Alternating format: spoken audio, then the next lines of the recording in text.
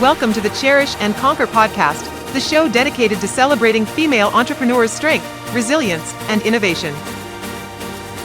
Be inspired by stories of women and what they cherish to help them conquer against all odds. Every other week, you will learn from remarkable women on how they navigate challenges, uphold their values, and create sustainable success. And now, here's your host, Jim Rembach. Welcome to the Cherish and Conquer podcast. We're going to get ready to have a great discussion. I will try not to get into a laughing fit because Cynthia has already kind of started me on that path, and so I'm going to attempt to do so.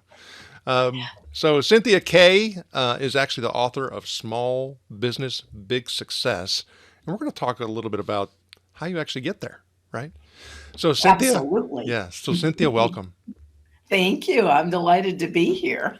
So before we get into, our discussion and learn a little bit more about your journey, personal journey as well, can you tell us a little bit about how you're making a difference in people's lives? Oh, that's a really hard question because, I think we all kind of do things and we're, I'm not always thinking about like, how am I impacting them? I'm just kind of doing what I do. But I think in a lot of different ways, sometimes little ways, being there for people to, I'm kind of the go-to person for a lot of people. I'm the one they call when they're having an existential crisis. I talked to someone this morning who was having one of those. But I think one of the things that I try to do is I try to look around in my world and see what are ways that I can help. I own a media production company. And so one of the things that I do and my team does is that we really take on projects where people need our help. So for example, an organization that helps children that are food insecure. And they can't afford to do a big video production to let their donors know or to reach out and create awareness. And so we give away a lot of media production and we try to find those organizations that need help. A lot of times they find us. We don't have to look very far. But it's kind of part of our DNA that we believe in giving back. So that's a real tangible way that I think I help. I also spend a lot of time advocating for small businesses. I volunteer with a number of organizations where I mentor women business owners. I've got someone I'm mentoring right now that just a dear soul who has a great mission. And so I'm helping her one-on-one with coaching sessions. I volunteer to do that. And I do that through a formal program, but I do that informally as well. Spend a lot of time talking to business owners. So I think those are just some of the ways that I try to help and actually speak out. I former board chair of the National Small Business Association. So a lot of times they need business owners to speak out about how certain regulations are going to impact their businesses. And I feel like with my background, I'm able to articulate what a lot of people can't, right? Because they feel it and they experience it, but might not be so good at saying it. So I think that's kind of one of the things that I do too. I take that responsibility really seriously. Thank you for sharing that. That's awesome insight. So you mentioned something about the media company piece. So how are you actually changing the lives in your client, for your particular clients with that business? Well, for one thing, I make their lives easy. I think that's pretty fun. I would say that's always a hard question because I always say you should ask them, how am I doing that? I think we become more frankly than just a supplier or a vendor. These are people that are part of our family. And I know that sounds kind of trite. People say that, but I think we really live it. We know a lot about our customers. We know about their families. We know the struggles they're having. We're here if they need to vent. We take stuff off their plate. and help them do things, even if it's not something we can do. A lot of times we'll get people who will call us, and it might not be something we do, but we work really hard to try and find them someone that can do that. So I think there's lots of ways. And what surprises me sometimes is that I think we're not aware of the impact we have until much later. Um, I had someone recently who I hadn't talked to in probably 10 years, and she left. She was the CEO of a business and left, and was trying to find her path. And I'll be honest with you, I don't even remember that I did this. And she said, I can't believe you helped me look at my resume and look at my LinkedIn profile and told me, you really should do some of these things. And you coached me. And honestly, I'd forgotten about it.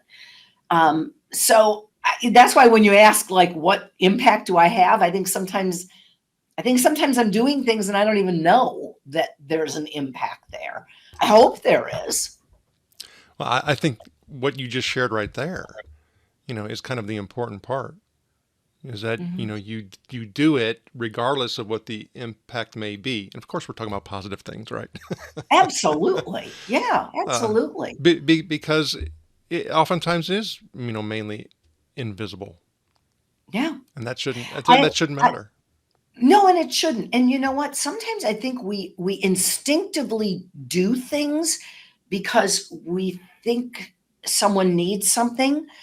Um, and you do it because you're aware that maybe someone is struggling or someone needs some to share something, and you don't even know that a word that you say or a kindness that you do has an impact. And maybe that's the best way, right? Is to have it be surprised by it, That's you know? true. Want more insights from female entrepreneurs? Get complimentary access to Marina's Army for additional tips, tools, and tactics from this episode. Just go to Mirina.ai and click Community for access. Now, let's get back to the conversation. Okay, so what inspired you to start your own business, and how does it align with the concept of cherish and conquer? Yeah. Well, um, so I will say when I started my business, there weren't a lot of women business owners. I mean, I've been in business 35 years. I think a lot has happened for women in the last 35 years. But sometimes when people say, like, who were your role models? What women inspired you? And I go, you know what? There weren't any.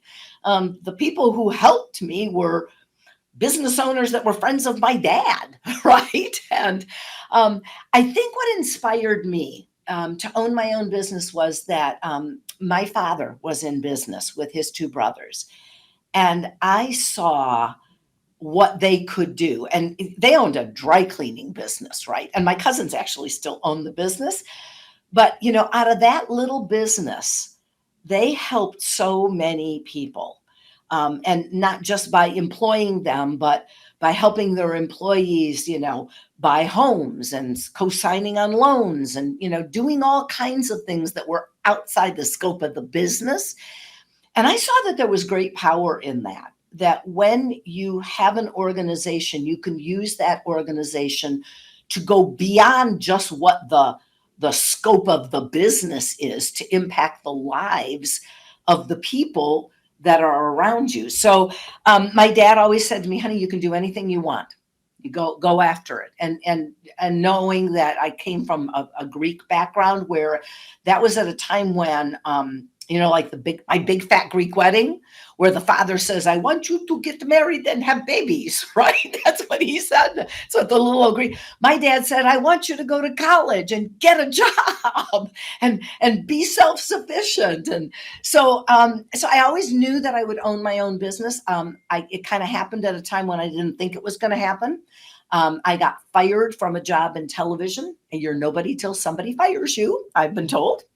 And so I had to decide, did I want my future to be always ruled by what somebody else was doing, or did I want to forge my own path? And, I decided I wanted to own the business. I wanted to run it. I wanted to create opportunities for people. And so I just kind of jumped in and did it. You did have great role models. They happen to be dad and uncles, right? Yes, absolutely. And my mom too. My mom would have loved to have worked. But it wasn't kind of done in those days, but she always was very encouraging. I think almost to the point where she wanted me to have the life that she couldn't have, right? She wanted me to be able to go out and make my own way. And so she was ahead of her time too. I think both my parents were ahead of their time. So that was always good. And actually, both my sister and my brother are business owners as well. My sister is now retired. My brother is an attorney. So they kind of gave us that the wings to be able to do whatever we wanted to do, right? Most definitely. As you're saying that, it reminds me, my great grandmother, and I'm 56, had her own business, but she had to have her own business because, and this was back in the 20s and the teens, is she was a divorcee with 2 kids. Wow. And so she ended up opening up a corner store, was very near the railroad up in the Chicago area. And her business was actually started by actually having breakfast ready and coffee ready and actually serving lunches to all the railroad workers. Yeah. Incredible. That's amazing. Now that's a trailblazer. That was at a time when who would have known women would own businesses. And so, to some degree, I get a little annoyed when people today, specifically women, will say, well, I don't have the opportunity. I go, really, you do. It's in you. It's not going to come from out there. It's you have to, and the climate and is so much better for really all people today to start businesses. This is probably the first time in decades when there is actually positive growth in small businesses. We were having net negative growth for years. And now people are going, and I think some of it was the pandemic. People decided they wanted to do something different than what they were doing. But there's huge opportunity out there if people put the right skills, if they have the skills to do it or go get educated to do it. And if they have a passion for what they do, I say passion goes a long way. They can't pay you enough money to do a job you don't love. But when you love something, wow, it's not like it's work. It's not work at all. That's right. You have to cherish it in order to be able to conquer the challenges. Absolutely. Okay, so can you share a story when embracing feminine qualities or strengths helped you to overcome a challenge in your business? Yeah. I have a lot of stories about that. I'm going to say that, and this is based actually on research. Daniel Amen's book, the Power of the Female Brain, Unleashing the Power of the Female Brain. I think women think differently. And we have, and this is, it's based on brain science, right? But I think I have a really good intuition and feel for people. And so for me, I think that I had the big challenge that I had was I had a male business partner. And for a while, it worked really well. I was the majority owner. He was a minority owner. But there came a point at which we weren't going the same place. And I love teaching people. I want to teach someone what I know so that I can move on to do the next thing. And then they teach. I think that's a really important thing.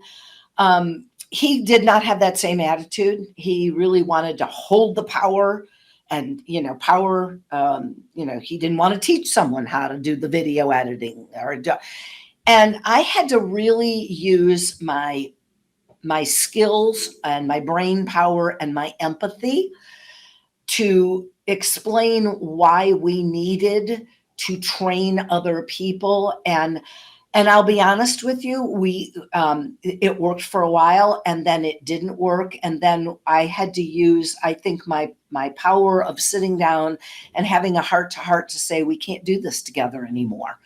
And either you have to buy me out, or I have to buy you out, or we sell the whole thing. And I think being intuitive about that and using the sort of that female intuition helped me get through that. As it ended up, I ended up buying him out. I think that has been great for the business. The business has grown and thrived since then. And I love the fact that we now have men and women on my staff, and the women are doing jobs that are not always traditional. I mean, they're out carrying cameras around. Usually you think about men doing that. And so I think, that power of women to use our brains to think differently and to have empathy and to move people to action is really powerful if you can harness it. For me, of course, I'm envious. But you have skills I don't have, right? Men have different skills. Yeah. Well, but the whole ability to think different is really crucial in today's rapid pace of change and constant innovation. Mm-hmm. Because if just the reality of business, if you're stuck doing the same thing that you were 3 years ago, you're behind. In some instances, the things that you were doing 3 months ago.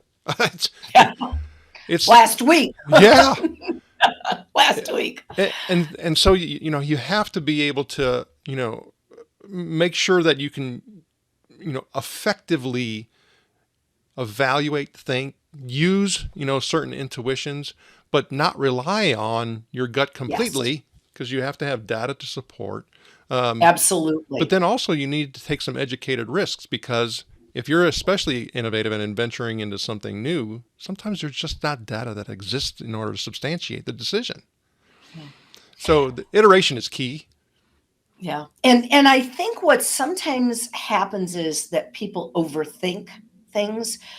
To your point, you're never going to have, if you wait until you have all the information and all the data and all, you might never do anything. So what you have to do is you have to make a decision based on the best information that you have at the time, knowing that honestly, you can always go back and tweak things, in my world, people, sometimes my employees will come in and they'll go, oh, what are we going to do? And I go, is anyone sick? And they go, no. I go, did anyone die? And they go, no. I go, well, then I guess we'll figure it out. Right? We'll figure it out. And we can do that. But I think, there are some very good reasons why women are heading up more and more corporations, although I have read that it's backsliding some. But I think that women have really great skills when they harness them. Absolutely. Okay, so that brings up a really important question, because we hear it thrown around, quite a bit, and that's imposter syndrome. So how do you combat imposter syndrome, and what advice do you have for women who struggle with it in their business pursuits? I'm going to say, first of all, I think both men and women have imposter syndrome. I don't think this is not a male-female thing. I really believe that. And so here's the thing. Confidence comes from ability, and ability comes from doing something over and over and over again. So what I often say to people is, sometimes you may not think that you have that ability, but the more you go out and you do it and you try it and you see, okay, this worked, this didn't work, being really self-reflective about it. I mean, there are things I do really well, and there are things I don't do very well. I still do those things that I don't do well. Why? Because I know if I can consistently do it, I'll get better. I think sometimes you have to just, you have to fake it until you make it. And I don't mean fake it in a bad way. I'm just saying you've got to use that power of self-talk. Often I will say to people, they'll get asked to go speak and they'll go, "Oh, I can't do that." And I go, "Really? They asked you to speak because you have knowledge." So you have to say to yourself, there's a reason they're asking me. And I do a lot of communications coaching and presentation training, and people are scared to death of it. And I go, you know what, though? They asked you because you're good at it. You have the expertise. Maybe you don't have that skill yet to be able to get up and, feel really comfortable. But just talking to yourself and saying, they asked for a reason. Here's what I do really well. Here's why I'm going to do this. And take the risk. What's the worst that can happen? You fail. I have learned more when I have failed at something than I have when I've done something and I don't know why I succeeded. It just worked. But I didn't kind of break it apart and figure out why it worked. So I think being really self-critical, self-thinking, and saying, okay, why did that work? Why did that fail? I think that's really good. But I do think that sometimes women hear the voices that are in their heads. If you have always been told that this is not a career for you, it's for someone else, or if you have been told, you're not good at something, you start believing those things, right? And so if you've been told that, you've got to go in there and do a reset on your brain to say, I can do it, and then go get the skills. And if you can't do something, go find someone who will help you do it. The most powerful person in the room is the person who knows how to ask a good question. Or say, I don't know, help me understand it. There's power there. Definitely seeking the insight and being humble. It's a I think it's a oftentimes, and this is where some of the whole imposter misconceptions may come into play. We say, hey, you need to be confident and sure, but hey, you don't want to be, so it's like, okay, Yeah. so how do I fit the right Yeah. scenario in place to where, yes, I am confident and I should try. And I think it does come down to that whole curiosity element. Yeah. Well, and the other thing too is that we're not going to be good at everything. No. It's just not going to happen. And what I get annoyed at is sometimes there are motivational speakers. There are some who are very good. There are some that get you all hyped up, but there's no substance there to actually give you the tools to get better. It's just, oh, have confidence. Well, yeah, great. But what are some of the things that I need to do to have that confidence? And I always say it's you take a piece of something. So I'll use this for example. If I'm training someone to go out and do speaking, you don't go speak in front of 500 people the first time. What you do is you go and you get up and speak at the PTA meeting or at a church gathering or at a book club or whatever. And you start small and you build those skills, and then you can go talk to 500 people. But it's little steps along the way. You don't just leapfrog over. It doesn't happen. That's a great point. Okay, so how do you ensure that your business practices align with your core values and ethics? Oh, that's an easy one. So in case you haven't figured it out, I'm a pretty straight shooter. I kind of call it the way I see it. For one thing, I think communication is really critical because when you run a business, it's not just you. It's understanding what are your core values. For us, it's acting with integrity. It is always doing what is in the best interest of our customer and our team. It's doing work that we are proud to do. We don't take on jobs that we don't believe in it. It's always, the benchmark for, I mean, obviously being good at what you do. But then it's not just having those core values. It's talking about day in, day out as we're doing something. I'll give you an example of integrity. So we're going to fly somewhere to do a job for a customer of ours. And maybe in that same city, we're going to do a job for another customer. I know business owners that would charge both travel to both of those people, the same amount of travel, right? And you only have one travel expense, but they're double dipping. Okay. That is not acting with integrity. If we're traveling to a city, we will say to our customer, guess what? We're coming for somebody else. Can we split the travel costs between you two and make that easier for everybody? To me, that's a simple example of integrity. Okay. It's when we do work, it's not taking somebody else's work and passing it off as our own. Right. And in a creative business, that happens a lot. People steal ideas. You don't steal ideas, right? It's those simple things. And it's being able to, when you lock the door at night and you go out, you can feel good about what you did.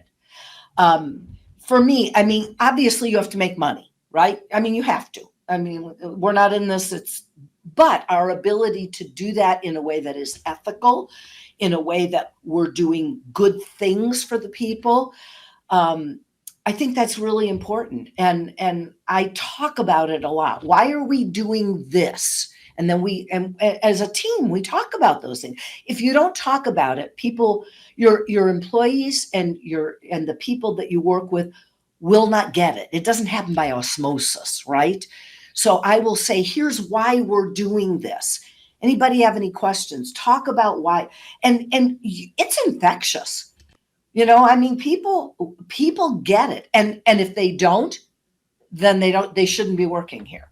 That's the other side of it, is when you find people who don't have the same ethics, the same values, they really should go work somewhere else, because they're not gonna mesh with the team here, I think. Okay, so you need to help me a little bit, because when you start talking about, shooting straight and being a straight shooter, yeah, sometimes if we take that particular, and it's a skill, being that clarity component, if I take that too far, I become someone who just blows outward, yes, but never yes. receives and is never having interactions with I mean, how do you find that fine line between being the straight shooter and then enabling other people to feel comfort with being able to Yeah. kind of push back? Well, I think a lot of that is in the how you say things. It's you can deliver a message that may be difficult for someone to hear, but recognizing and saying, I know this may be hard for you. I know that you're trying, but maybe they're not measuring up. I'll use that as an example. It's the how you explain to people. It's having the empathy and giving them the opportunity also to talk. Being a straight shooter means that you listen. I spend a lot of time, I know I'm talking a lot now. I spend a lot of time listening. And I think maybe that's a skill that I think we've kind of lost a little bit. We've become this sort of self-centered me generation. We have one-sided conversations. When I talk about being a straight shooter, I talk about always being honest with people, but in a kind way.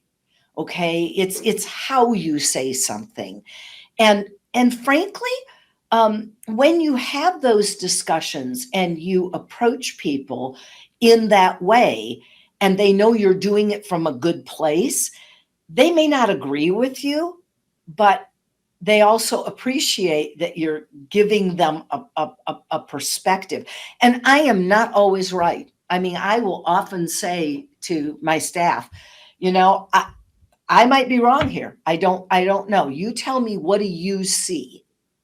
And then So but I know what you mean, because I think sometimes when we talk about being a straight shooter, it gets translated to being abrupt or rude or insensitive. And I think women often get accused of that, maybe more often than sometimes men do. But I don't think we have to.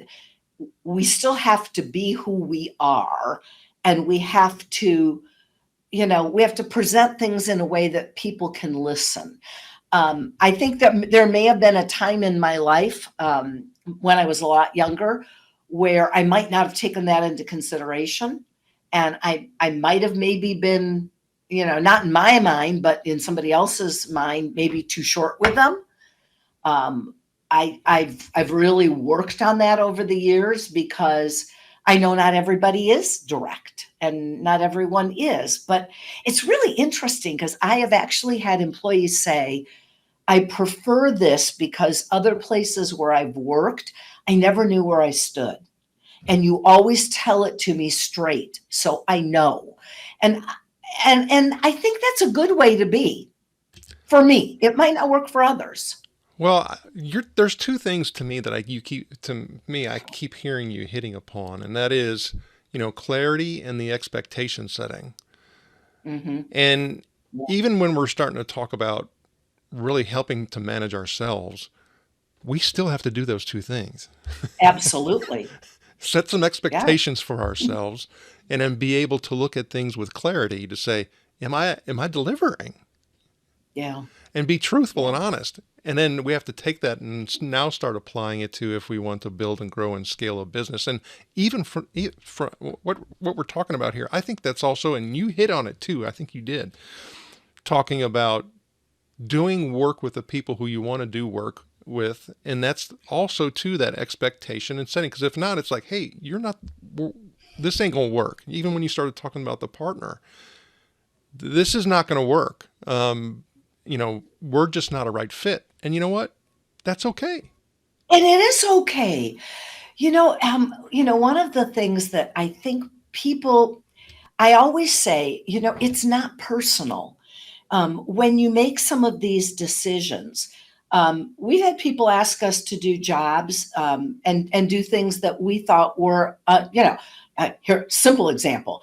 Let's just pull a famous song off the radio and use it in our video. No, you can't do that. Uh, that first of all, it's not ethical. It's not legal. And people do it all the time. We will not do that. And if I have a customer who consistently asks me to do things that I don't think are right, I send customers away, and that's hard. That is really hard. But yeah, I have a chapter actually in the book called "Know When It's Time to Leave." Right? Know when it's time for clients to go away. Send them away. It's okay to do that, and I think sometimes people feel like they don't have that power to do that. And truly, if you're working for someone else, you don't. I mean, that's why I take my responsibility really seriously. Because if I'm not setting the standard, the people here will not. But I think you're right. Having clarity is, and that's hard to do sometimes. Sometimes we're just not quite sure. There's this big gray area. Not everything is cut and dry. That's true. Well, okay. I would also, if you could help me understand and maybe provide clarity around innovation, because well, when you look at innovation, Mhm. and the people who actually are the scientists in innovation and creative thinking, basically, if you boil it down to those that are not the science people, it's taking two or multiple things and putting them together and creating something new. So now let's apply that conceptually Mm. to what you were talking about as we don't steal. Now, music licensing, we can get that. But when you start talking about other things like, frameworks and concepts and all of that other stuff, Yeah. we have to be able to take those things and help it to infuse our thinking, so that we have hopefully a new Mhm. way of thinking. That's creativity. It's taking this and Mhm. this and creating something different and new. How do you draw the Yes. line between stealing and innovating? Oh, that's That's a really hard question.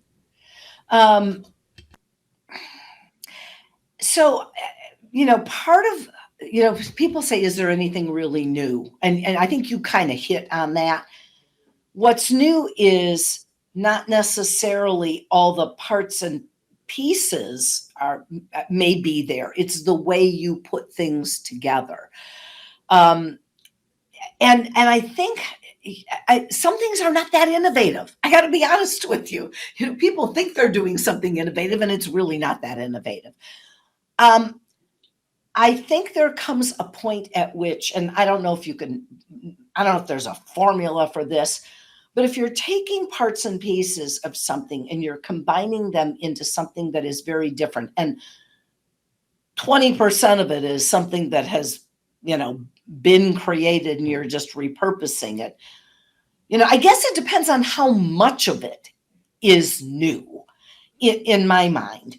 And sometimes, like if I'm writing, if I'm pulling concepts from other people, I'm crediting them for it, right?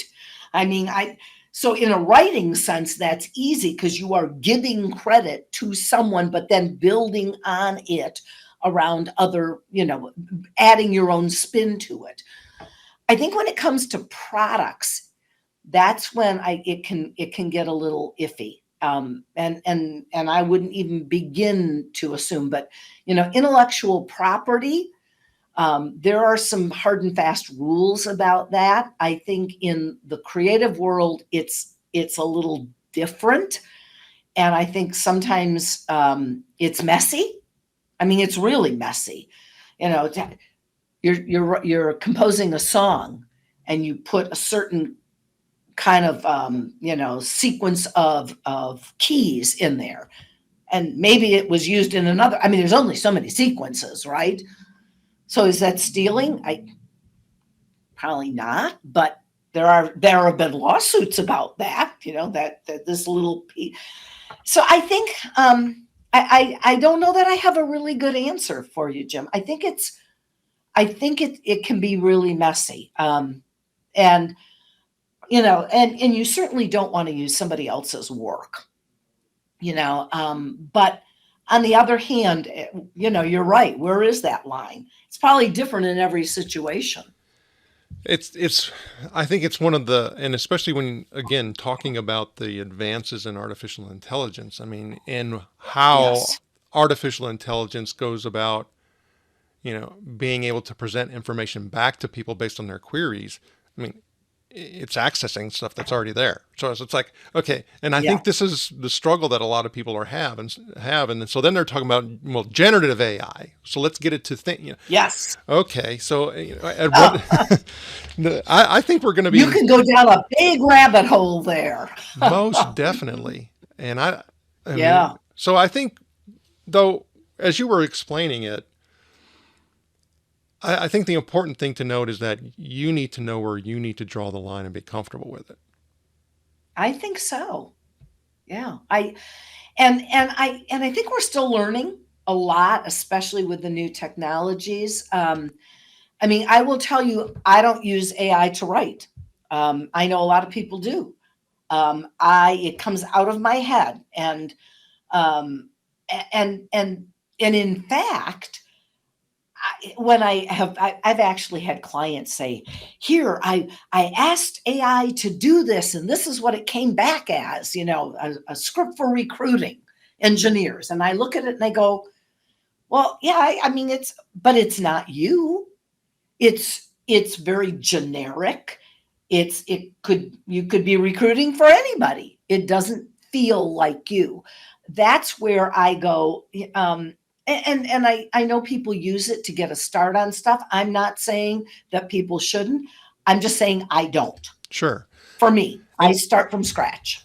and this goes back from the knowledge piece. So what is happening with a lot of the capabilities that's out there, it does allow you to maybe submit writing samples.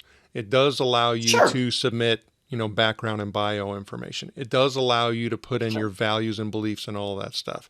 And And it's one of those things like, well, do you want the quick pill or or Yeah. or do you want the thing that's actually going to make a difference for you in the long term? It's that Yeah. kind of decision in a lot of instances. So then it becomes, we all talk about the importance of quality, and like you said, it's not you. Well, he can make it to be, or she can make it to be them and sound like them, and to have all of that in there, Sure. but it just takes more work. It does. Yeah. And I'm not saying, there are places where, and I believe in technology. I mean, obviously, I run a technology company. So in my book, I actually had to explain Chat GPT. And because there's a whole chapter about technology and how do you use technology and why is it important to business. And so I asked Chat GPT to explain itself, and I took it word for word and I said, so I asked Chat GPT, what is this all about? And then I pulled it out and put it into the book. And it did a really good job, actually. And there are entire books that are now being written using AI, right? And maybe there's a place for it. I know we use AI in certain circumstances in my business, and there are tools of it that make things easier. If we're photoshopping a still, it can get you 80% of the way. You still have to go in and do a lot of tweaking, but it saved us time. So saves my customer money, right? But there are still things that you still have to do. Oh yeah. I'm not worried about it taking over my job. You're right. You're right. I mean, and again, like you're kind of alluding to, is that we have to know where to draw the line, set the expectation, Absolutely. find clarity, and say, okay, this is the augmentation element, Yes. and then here is the humanity element, and this is what the expectation is. Yeah. It seems simple, but when we're in the heat of the battle, as they say. Not always. Not always. Definitely not. Enjoying the show? After joining Marina's Army, subscribe and share the Cherish and Conquer podcast on your favorite platform.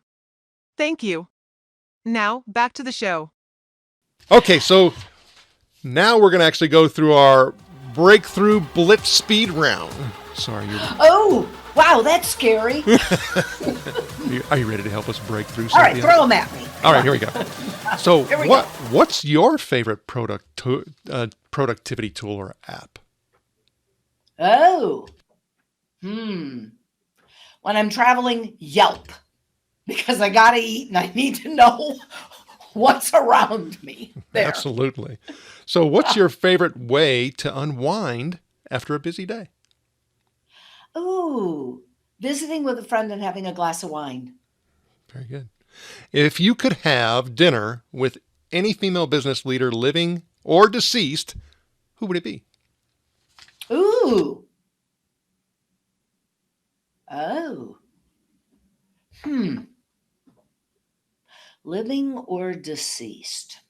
Eleanor Roosevelt. Very good. What's your favorite quote or mantra that keeps you motivated? It's actually a quote from my dad. And my dad always said, do what's in your heart. It's my favorite quote. It's a good one. So what is one piece of advice you'd give to an aspiring female entrepreneur? Do your homework and read my book there. And I'll tell you why do your homework, because not everyone should own a business. Right? So do your homework. Fair enough. And that book again is Small Business, Big Success by Cynthia Kay. Okay, Yeah. here's my last Breakthrough Blitz question. Ooh. What's the biggest misconception people have about being a female entrepreneur, and how do you address it in your own experience? Oh.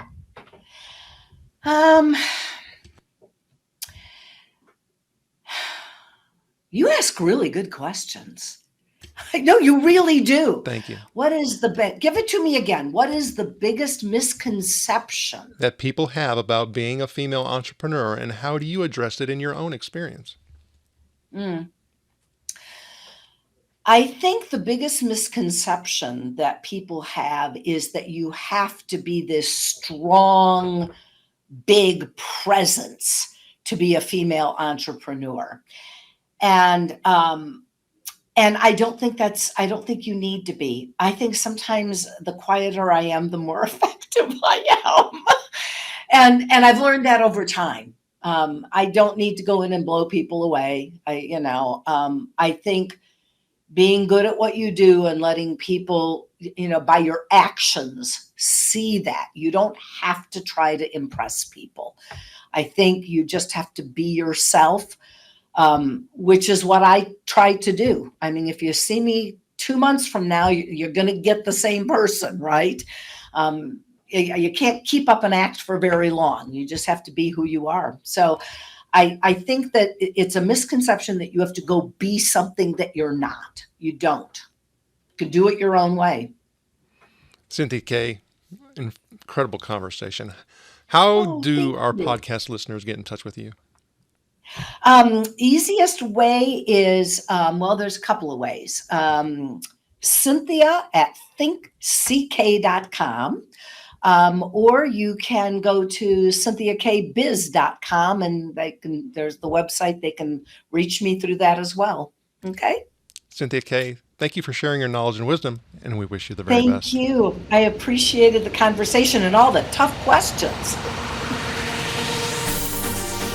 Thanks for tuning into the Cherish and Conquer podcast from Marina. Join our community of trailblazing women at community.marina.ai and get access to exclusive resources, checklists, and guides. If you found value in today's episode, please rate, review, subscribe, and share it across your social platforms. See you soon, and remember, barriers are for breaking.